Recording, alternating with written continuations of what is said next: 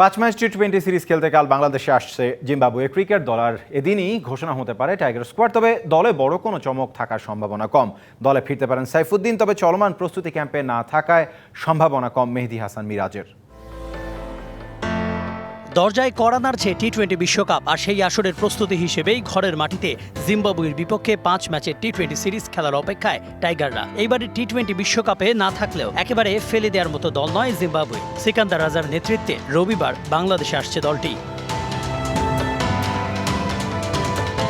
Series শুরুর আগেই চট্টগ্রামে 3 দিনের প্রস্তুতি ক্যাম্পে ব্যস্ত টাইগাররা। ক্লোজ ডোর সেশনে প্রতিটি ডিপার্টমেন্ট নিয়ে আলাদা করে কাজ করছেন কোচ হাথুরু সিংহে। রবিবারই 17 জনের দল থেকে 15 জনকে নিয়ে জিম্বাবুয়ের বিপক্ষে স্কোয়াড ঘোষণা করার কথা রয়েছে নির্বাচকদের, যাকে টি-20 বিশ্বকাপের ছায়াদল বললেও ভুল হবে না।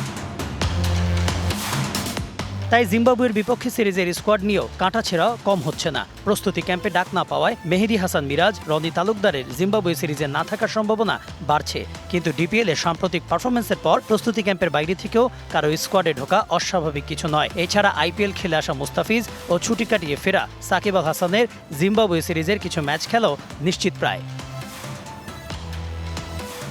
এছাড়া স্কোয়াডে থাকতে পারেন বিপিএলে নিজেকে ফিরে পাওয়া অলরাউন্ডার সাইফুদ্দিন। এই প্রস্তুতি ক্যাম্পে থাকা পারভেজ ইমন, আফিফ হোসেন, তানভীর ইসলামদেরও স্কোয়াডে থাকার সম্ভাবনা আছে।